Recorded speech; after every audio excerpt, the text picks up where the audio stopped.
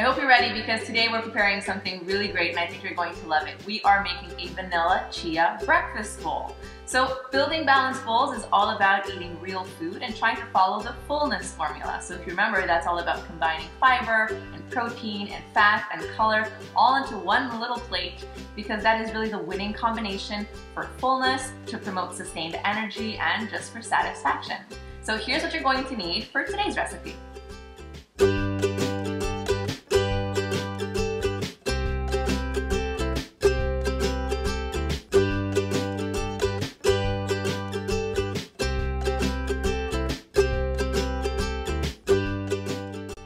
Almond milk, chia seeds, lemon, vanilla, cinnamon, honey, blueberries, slivered almonds, Greek yogurt. So let's chat about chia for a little bit. Now the reason these tiny little seeds are one of my all-time favorite foods is that they already contain a good dose of fiber, of protein, and of healthy fats, specifically the omega-3 fats that are essential to us and that we want to try to include. And so that means that chia seeds already follow the fullness formula to a T. So the fiber, the protein, and the fat that we're looking for in our balanced bowls are already all bundled up into one tiny seed. Plus they're very mineral rich, so they've got some magnesium, they've got some calcium, so really a great add-in for you. So if it's new territory for you and you don't usually do chia seeds, you can just start by sprinkling a little bit, a tablespoon or two, in your morning oatmeal over a salad. You can add some to your baked goods as well. But what we're going to be doing today is we're banking on a really cool property of chia seeds. Chia seeds are what we call hydrophilic, right? They love liquid, they love water. And when we let them soak in a liquid, they absorb and hold on to up to 10 times their weight in liquid. And so this is precisely what happens in our gut, in our digestive tract when we eat chia seeds, which is how they contribute to fullness so much. They really swell up, right? They make us feel very full. So we're gonna bank on this property, on their hydrophilic property for this recipe, and we're gonna prepare a breakfast chia pudding. So here's how we do it. All right, so we're going to get started. Really simple recipe. You only need a few ingredients. We're gonna start with some almond milk. You could do this with any liquid that you like. You can do this with coconut milk, it's delicious as well. And now we're gonna flavor this up a little bit. So the flavoring that we're going to use is vanilla. Now if you're lucky enough to just get your hands on some fresh vanilla beans, so I've got a pod here, a half a pod that I'm just splitting down the middle, and I'm just going to run, I like to run the back of my knife, right? And once you run the back of the knife, you get all of the beautiful and really flavorful and fragrant seeds. You might find that when you run the edge of the knife, you kind of get all of those filaments in there as well. So we've got our vanilla, and if you don't have fresh vanilla powder like this, you can go ahead and use some vanilla bean powder, or you can use some pure vanilla extract to substitute. Then we're going to go ahead and zest about half of this lemon with our trusty microplane. So this is a really handy tool. If you don't have one, I strongly recommend it.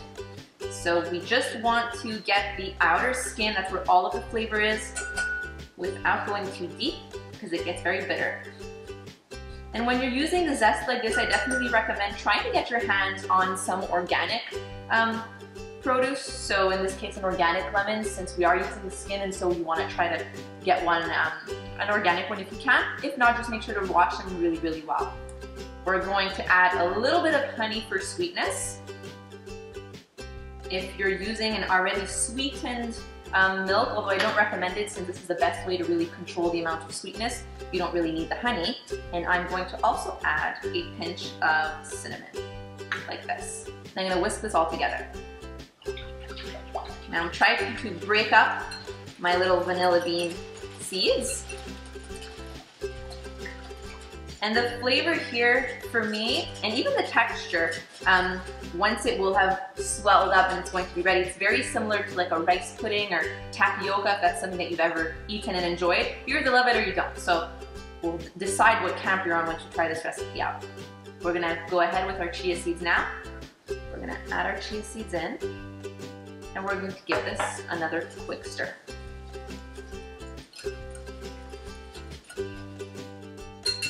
All right, so that's it. That's all that you've got to do. So now what I'm going to do is take this, I'm going to put this in the fridge, let it sit for about 10 minutes. After 10 minutes, I'm gonna start giving it another stir. You'll notice it already starts to gel after only 10 minutes. Then I'm gonna cover it, keep it in the fridge overnight, and tomorrow morning, you're going to have a delicious chia pudding for yourself.